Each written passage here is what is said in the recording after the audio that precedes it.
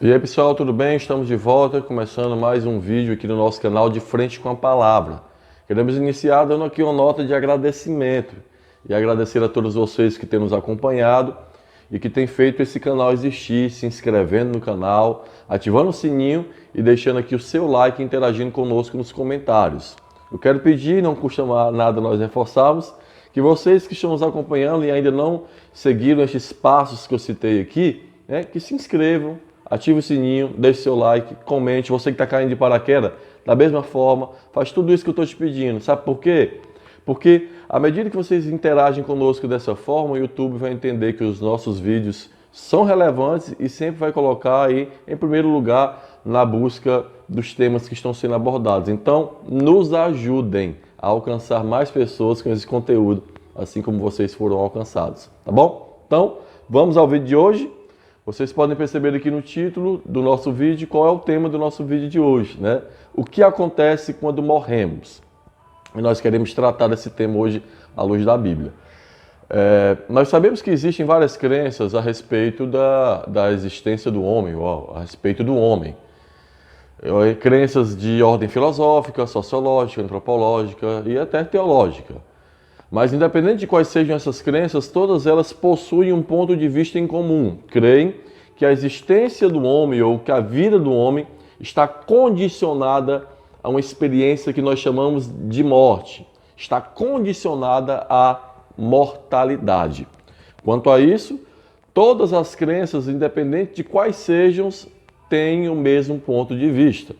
Agora, as divergências ocorrem quando emergida ou levantada a seguinte pergunta: o que acontece quando morremos? Aí as respostas são as mais variadas possíveis. Mas hoje nós queremos, de frente com a palavra, apresentar para você a resposta dada pela Escritura. E a Escritura responde dizendo que existem duas realidades ou dois destinos reservados para o homem após a sua morte. A Escritura mostra que a vida do homem não se resume ao aqui e agora. A Escritura não defende essa filosofia existencialista que entende que tudo se resume ao aqui e agora, mas mostra que existe dois destinos, duas realidades esperando o homem após a sua morte. O primeiro destino é chamado na Escritura de inferno. Todos aqueles que morrem na condição de inimigos de Deus, porque rejeitaram a Cristo, que é o único caminho que leva ao Pai, todos estes, quando morrem, automaticamente, no primeiro milésimo de segundo após a sua morte, já entram em um estado de sofrimento, de angústia e de aflição espiritual. Isso mesmo. Após a morte de um ímpio, não existe aquilo que muitos chamam de estado intermediário, que muitos chamam de purgatório, de karma, de reencarnação. Não existe nada disso. Morreu o ímpio, automaticamente ele já entra em um estado de profundo sofrimento e de terrível tormento. Não apenas isso, quero também destacar que este sofrimento que está reservado para o ímpio é um sofrimento consciente. O ímpio não estará ali inconsciente, ele estará ali sofrendo totalmente consciente. Consciente de que porque ele está ali, consciente de quais foram as causas que o levou até ali e consciente das dores que ele está sofrendo ali, neste lugar ou nesta dimensão chamada de inferno. Como se tudo isso não fosse bastante, a Bíblia afirma que este sofrimento que está reservado para o ímpio após a sua morte, ele alcançará ou atingirá o seu ápice em um evento chamado na Bíblia de juízo final. No juízo final, chamado também do juízo do trono branco em Apocalipse, o sofrimento do ímpio ele alcançará ou assumirá quatro aspectos. Em primeiro lugar, ele terá um aspecto corporal. Ou seja, no dia do juízo final, os ímpios que até então estavam sofrendo apenas em espírito, serão ressuscitados, voltarão a ter um corpo físico e a partir de então sofrerão não apenas em espírito e em alma, mas vão sofrer integralmente, espírito, alma e agora em corpo. O segundo aspecto que nós vemos que haverá no sofrimento do ímpio após o juízo final, nós chamamos de um aspecto proporcional, e eu vou explicar por quê. Os ímpios estarão, após o juízo final, no mesmo local que o diabo, no lago de fogo, no mesmo local que o anticristo, no mesmo local que o falso profeta. Mas nós não sofreremos com a mesma intensidade que o diabo, obviamente que não. Não sofreremos com a mesma intensidade que os espíritos malignos, que os demônios, que o anticristo, que o falso profeta, obviamente que não.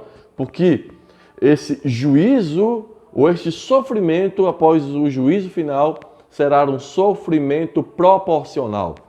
É o que diz João em Apocalipse, né? Que cada um será punido, julgado de acordo com as suas obras. Então, não apenas um aspecto corporal, não apenas um aspecto proporcional, mas o sofrimento do ímpio também terá um aspecto contínuo.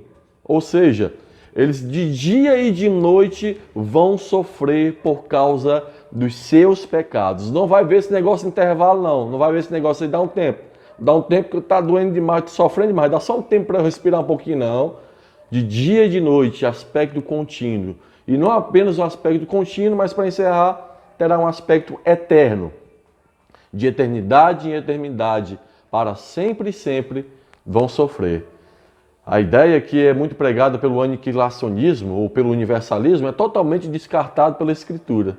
A Escritura prega uma eternidade de sofrimento, um destino de eterno sofrimento para aqueles que morrem em impiedade. Tá bom? Então, existe também um segundo destino. Vamos aliviar mais o assunto, né? Que está reservado para o homem. Que destino é esse? É um destino que a Bíblia chama de céu. Todos aqueles que morrem reconciliados com Deus por intermédio de Cristo Jesus, todos estes que morrem nessa condição, quando morrem, ou a partir de quando morrerem, automaticamente já vão entrar em um estado de gozo, de prazer, de paz e de alegria na presença de Deus. Não haverá, como eu disse anteriormente, me referindo aos ímpios, e agora eu me refiro também aos justos, não haverá um estado intermediário ou intervalos que vai antecipar o nosso encontro com Deus após a nossa morte. Se morremos em Cristo Jesus, automaticamente, quando morremos, fechamos os nossos olhos para esta realidade terrena, abrimos os nossos olhos para a realidade celestial, e quando abrimos os nossos olhos para a realidade celestial, automaticamente contemplamos já face a face o Senhor, nosso Deus. Há quem diga que este gozo que está reservado para o justo após a sua morte é um gozo inconsciente. Os defensores da linha ou da vertente teológica denominada como sono da alma dizem que quando o justo morre, automaticamente ele não vai ver a Deus e desfrutar de tudo isso que eu estou dizendo. Pelo contrário, quando o justo morre, ele entra em um estado profundo de sono e de inconsciência espiritual. E normalmente aqueles que assim pensam costumam usar textos que se referem aos justos que morreram como seres espirituais que estão dormindo, que estão em repouso. E por isso interpreto aqui repouso e dormir de uma maneira literal, o que nós não podemos fazer. Não podemos interpretar de uma forma literal. Por quê, irmão Paulo? Porque existem textos na Bíblia, que nós vamos aqui deixar muito claro para vocês quais são, textos que mostram que após a morte do justo haverá uma consciência. Ele estará consciente, não inconsciente, em sono profundo. Assim como haverá uma consciência no ímpio, depois da sua morte, uma consciência de dor e de sofrimento, haverá no justo também uma consciência. Ele estará consciente, cheio de prazer, cheio de alegria na presença do Senhor. E este gozo também terá o seu ápice. Assim como o sofrimento do ímpio terá o seu ápice no juízo final, o gozo do justo também terá o seu ápice. E isso acontecerá quando nosso Senhor Jesus Cristo voltar sobre as nuvens cheio de graça e cheio de glória. Quando Ele voltar, aqueles que dormem, diz Paulo escrevendo aos Tessalonicenses, os que dormem vão ser ressuscitados. E nós, os que estamos vivos, juntamente com os que dormem, seremos transformados. Veja, ganhará um aspecto corporal e ganhará um aspecto glorificado. Os que hoje dormem serão ressuscitados, serão transformados e juntos com os que estão vivos serão levados rumo ao encontro do Senhor Jesus nos ares, nas mansões celestiais, onde não haverá gozo, tristeza, nem dor e nem pranto, porque as antigas coisas já estão passadas e o que está sobre o trono anuncia. Onde não haverá gozo, tristeza, nem dor. Eu vou ter que parar mesmo, Não, hein? continua daí. Bota. Onde não haverá. Só fala direito, fala gozo. Onde não haverá dor, nem tristeza, nem pranto, porque as antigas coisas já estão passadas e aquele que está no trono fez nova todas as coisas. Então, gente, esses são os dois destinos e as duas realidades que estão reservadas para os homens. E cabe a você escolher qual realidade você vai desfrutar, tá bom? Claro, o nosso conselho é que você entre pelo caminho estreito, pela porta estreita, que vai conduzir você a uma realidade de vida eterna, tá bom? Então, nós encerramos aqui nosso vídeo, a nossa abordagem sobre o assunto, e nós fizemos uma abordagem bem básica. Dica de livro. Gostou do tema? Gostou da abordagem? Ficou mais curioso ainda sobre o tema? E deve ficar mais curioso porque tem muita coisa mais ainda para saber? Fica aqui a dica dessa coletânea desses 3 livros, essas 3 relíquias aqui, escritas pelo grande doutor Martin Lloyd Jones, onde ele vai abordar nesses 3 livros assuntos concernentes à teologia sistemática, né? E especificamente no 3º volume desse livro, ele vai abordar esse tema a qual que nós citamos, nós tratamos de uma maneira ainda muito mais profunda. Tudo quanto nós falamos aqui, além da escritura, nós extraímos muita coisa aqui desse livro, que é muito bom, mas compre os 3, se alimente deles e continue a estudar sobre esse tema, tá certo? Então, gente, a gente fica por aqui. Se Deus quiser, estaremos aí de volta semana que vem com mais um vídeo aqui no nosso canal, tá bom? Um abraço, ósculo santo e até a próxima, se Deus nos permitir.